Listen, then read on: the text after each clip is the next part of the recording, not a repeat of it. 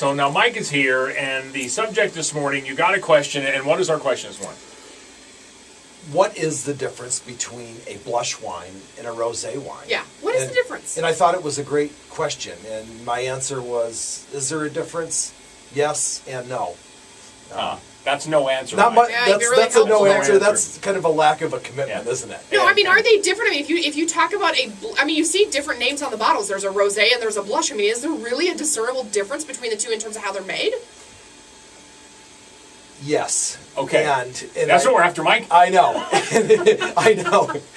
I wasn't very forthcoming with that answer. Because now people are lost. What is a blush? A blush wine is it a combination of red and white? You yes mix and the two no. together? It is at your yes house. and no. That's you my mix the two standard together answer. in a big stock tank? Is that how you do that? It is at your house. You know, it started, if we go back in history a little bit, down in Sonoma in the 70s in Napa.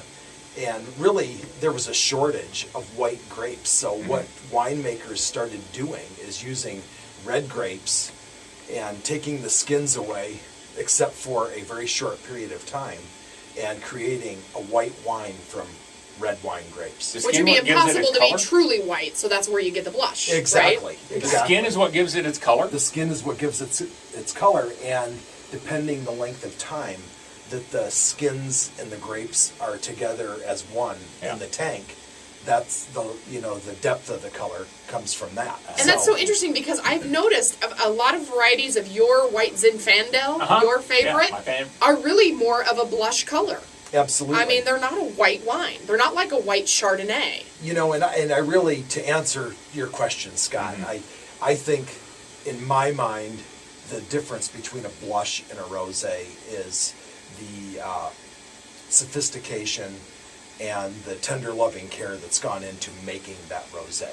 All right. I knew blush wines are like kind of down and dirty. Yeah, there you go. Blush wines are something that when I'm really thirsty and I'm out of wine, I start mixing it together and make my own rosé at home. I see.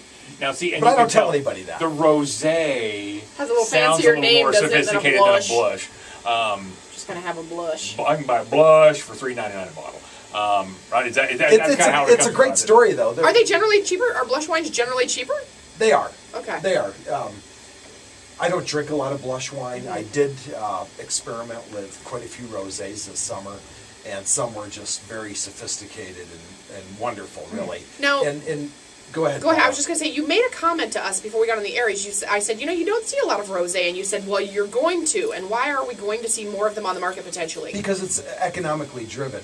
Right now we've got a lot of great juice sitting in big tanks, all in wine countries all over the world, and winemakers are looking for that new niche market to move their juice, and so they're going to start creating more rosés, and we're going to see those on the market. We'll be the beneficiary of that happening, and it's great because they're moving into Rhone-style wine grapes that they're using to create these rosés. So you'll see a wide variety of colors in these rosés, everything from a pale pink to orange to almost a reddish purplish color, which it's interesting. Yeah, if I'd want to drink an orange wine, why not? It's just wrong. Why don't you get past the first couple I'm glasses? kind of a wine really purist there. Really, Mr. Blush? Yeah. So tell us about this one that you featured, this Cherub Rose of Syrah. Yeah, this is a Chilean wine that is from a well-known winemaker.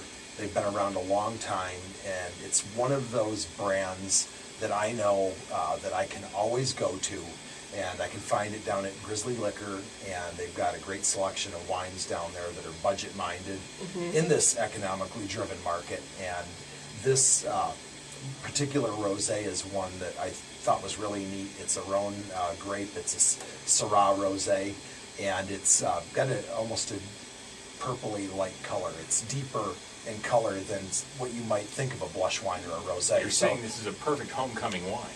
Well, it is a great homecoming wine, and I'll tell you why. It's great for parties because a rosé is one of the most food-friendly wines you're ever going to come up So you don't against. necessarily have to So you don't worry have- about your food conflicting. That's right. Yeah. Wines and cheeses, they all go great with rosés, and it's an easy drinking wine that your guests will love. So Okay. it's just an easy. And the nice thing is that I was reading what you wrote here, is not only can it be a dinner wine, it can just be an after dinner or even an hors d'oeuvre type of, or a dessert wine. Absolutely. even. It's that friendly, Paula. Nice. It's a friendly homecoming wine.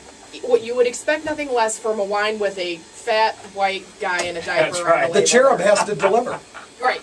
That's And awesome. it's actually a pretty interesting little label, and it's a really beautiful color of a wine. So when you go to Grizzly Liquor to get your wine for homecoming, look for the fat guy in a diaper on the Right. end. See, there you Right. go. How do you say it? Is it Montes or Montes? Montes. Montes? Yep. Montes. Montes Cherub Rose of Syrah. Okay.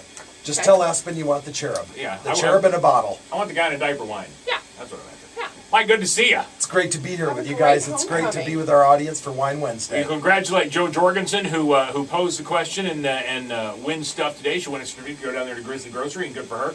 Also, Grizzly big thanks Liquor. Grizzly Liquor. And then big thanks to our friends at Lolo Creek Steakhouse Yeah. as well, the sponsors of our show. And we'll get together. If you want to pose a question, you can do so by going to Wine Guy Mike's Facebook page. Yep, and we've got a great recipe paired with that nice rosé that I've recommended. Ah. It's pork pinwheels, so check it out on our blog.